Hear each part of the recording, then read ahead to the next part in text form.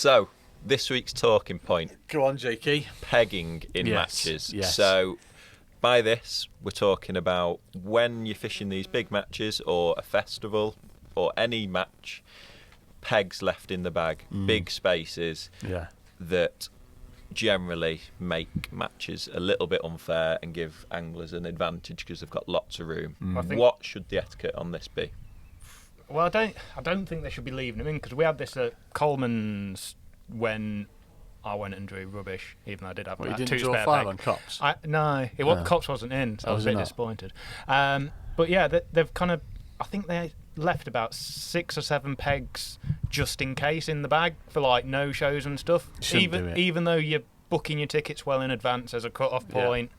I mean, there's always going to be situations out of your control, isn't there? Family related or whatever. But I think as a rule, like you touched on before, there should be like 15 minutes. That's it. That's a cut-off point. Yeah. And then however many anglers, that's how it should be pegged for all them anglers that are there. With these events, obviously, these fisheries are getting told, so whether it's whichever one it is, 100 people have bought a ticket. Yeah. So these venues know 100 pegs are in the bag. Yeah. But it might be that on the morning, 10 people haven't turned up. There should be, at some point, a cut-off point. It's definitely not the venue's fault that these people haven't turned up if they've not been told about it. They can only do what they can do. They can peg a match based on the numbers they've been told are going to turn up, which in theory is how many tickets have been sold. Should there then be, like we've said, a cut-off point, say 15 minutes before, it's a 9 o'clock draw, at 8:45, if you've not registered, you're not fishing. Yeah. That's it. The people that have registered... To be fair, if you've paid your pennies, I mean, some of these qualifiers, 50 quid a time, you're going to turn up. It's another 20 quid on the day pools, isn't it? Yeah. So you're going to turn up. Yeah. But it's then like, so if it's down for 100 and then 90 turn up, you take the extra 10 pegs out and you peg it for 90. Yeah. So there's no spare pegs, no one's got an advantage. Fisheries sort of, obviously, like we said, it's not the fisheries' fault if they've not been told that these people aren't going to turn up. Do these fisheries just have to be hard on it? So, right, that's it, that's the cut-off point, I'm re-pegging, there's not the spaces. Yeah. Unless if they've not actually... If you're running late, obviously you can ring up. You've always got numbers on the tickets for the fishery, so you can let them know. It's almost down to the angler that if they're not going to be there at 8:45, they'll let them know, and they can obviously be left in. Yeah. And if not, it's you assume that they're not going to be there, and it's pretty much their fault. You can't. You've committed to kind of go into a match and fishing it. If you can't be asked to actually let them know or turn up on time, then you're not fishing, sort of thing. It's not ruining. It's changing the match. Just gives advantages out, doesn't it? Yeah, because it was like going back to that Coleman's one, like not taking anything away from like the top 3, but they've all had a spare peg, and it's been like they've obviously made the most of it, but it's been kind of strange. Obviously that's where luck of the draw comes in, but you can. But it's been strange pegs that have won it, not the normal peg. So it's obviously changed the match where it's not. It sounds horrible to say because it sounds like you're saying they've not fished well or anything, but yeah, I'm digging myself into a hole. Yeah, just keep digging. I completely get where you're coming from. It's changed the course of the match, which isn't really right. It should be down to the venue and the fishing, and that's what you're signing up for. So many times you see it, don't you? They've drawn that peg. They've had 6 spare pegs and they've won the match, which. They've made the most, like in fishing, what you've got to do, you've got to make the most of what you've been given. Yeah. So you'd love to draw it, 100%. Exactly. And that's but where the luck of the draw comes in these matches, you want it to be as even.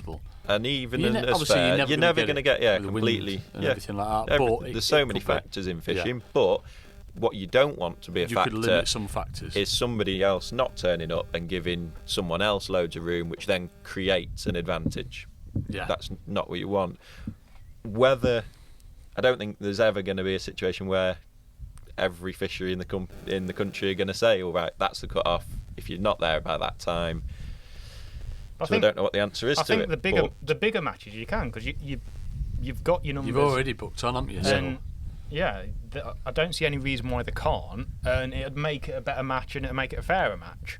So it's winding enough people up that surely it's within their interest as the organiser to actually make it fair. You're still going to get the element of, as I've touched upon before, these big competitions, people are going to draw the peg and not go to it. Yeah. It's hard. See, that's a different. See, that's a I've done it. completely I'm guilty different of it situation. myself. You're there, as I say. If it was a normal open match, I'd fish everywhere, whenever I draw. But these big competitions where you're there to win, and if you've been and you know what the lakes are fishing like, you know as soon as you're drawing it, no chance. Yeah. Going See on. that It's in one a of them, way, isn't it? that it is a different situation. It still creates a bit, but it's rare that you would not go to a peg and then the peg directly next to that peg, then be capable of winning. But it's still possible, and it has happened. It has happened, yeah, definitely. Not mentioning no names, Dave Swain. But there you go. But would it be almost like a 3-strike system where if you are one of these people, I don't think you can do that, Rich. No? I don't know. No, it's just one of the. Obviously, that's up to the angler then. You know, keep a low profile of himself for a bit if they went and qualified. But I don't think you can have a strike system, mate. It's one of them. Definitely not. Because what's to stop you like halfway through the match if he's not going your code?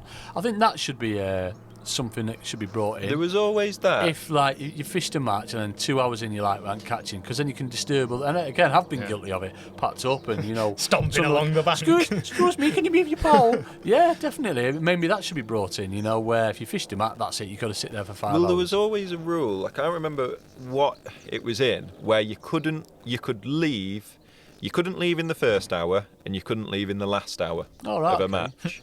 We could get to 2 hours. Come on, I'm going. Yeah, but it made people. Everyone rocked It off. made Everyone people went. go to the peg. Yeah. Attempt to fish. Yeah. Attempt. What are you talking? Why are you looking at me when you say attempt to fish, Jakey? It's like what Jamie said, where he qualified from. When he qualified from Tunnel, he didn't fancy his peg whatsoever. He was gonna go home. Yeah. He was gonna go home, and he decided to fish it. And in the first hour, he realised that he might have a chance, and his peg was capable. Fishing for the first hour, you might feel like you've got a chance. Then after an hour, you might think, I've not got a chance, so I'm going to go home. Yeah. And then the last hour, when people are clattering, wanting to catch down the edge, and then people start packing up, chucking bait in, clattering the gear, wheeling the trolleys past you, and you're trying to fish down the edge, or wherever, short pole, doesn't matter. Like any disruption on the bank can disrupt the fish. Something like that may just help a little bit. I think one of the best ones actually was at the Glebe. I think it was a golden reel, and they kind of changed the payout a bit where they didn't pay overall; they just paid section. So it bumped the section money up. I think it was £100 for a 5-peg section. And so everyone's got that incentive to fish, haven't they? Like it's a 5-pegger for £100. You fish an open, it's like 20 pegs for £100, don't you? So 11-pegger. Yeah, 11. Oh, that's 35. But you're gonna have a go at it, and even though that, to be fair, that was one of my favourite. I drew rubbish on pool 4 or 5, like somewhere wrong end of the wrong lake sort of thing. But you went to it and you had a fish, and I think. I won the section with like £17. Never leaves you. It was a long way into it, but it was like £17 or something. It was a bit of a mess around day. Like we're fishing for roach and stuff like that. And you fish for roach? You normally have them on the bank. You bashed up Scott on. No, you didn't. Ollie, not. All right.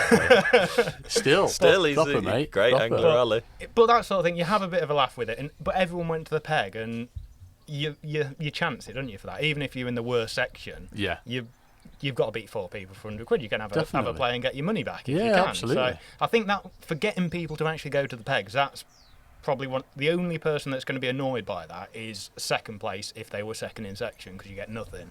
So, but I think for getting people to go, right. So what you mean second in the match but in the same section as the winner? That's the only person who's going to be wound up by it. Extra optional super pool or something like that to remedy that, couldn't you? Something. But I think that worked really well, and a lot of people on the day were saying as well. It was. And that was a split decision on the morning, wasn't it? I believe. From what I can remember, I'm sure they sort of just decided that was how they were going to do it. Yeah. I don't think it was necessarily fishing particularly well at the time. Yeah, I think They decided that was the best way because there were lakes, there were sections where it was a definite case that it weren't fishing amazing. I think it was a similar time. It might have been a bit earlier than we are now, but it was that sort of round spawning and everything where there was some proper iffy sections. So yeah, it worked well, to be fair. And I'd like it if they did more of that in qualifiers. Yeah, mate, that sounds good. Go on, Rich. Get it sorted, mate. Sort it out. Do it, mate. So, Proper. Yeah, sorted. We've solved We've pegging. Mate, you've done it. In one. Yeah. In one. Yeah, So- and then the last one, same subject, festivals. It's pretty much the same, but there have been situations where people don't turn up on the first day of a festival. Yeah. There's day 2 and 3 to go. The pegs are still in the bag after Definitely, day 1. that is a massive advantage. Yeah, Definitely. Again, should you take the peg out and obviously make it from a 9 to an 8 pegger? I think it's the only way, isn't it? You can't keep having a spare peg every day because it's a massive advantage in some of them matches. yeah, You've had it yourself. Obviously, again, there's situations that'll arise out of your control, but it's giving someone an advantage every day, isn't it? Pretty much. It's hard, isn't it?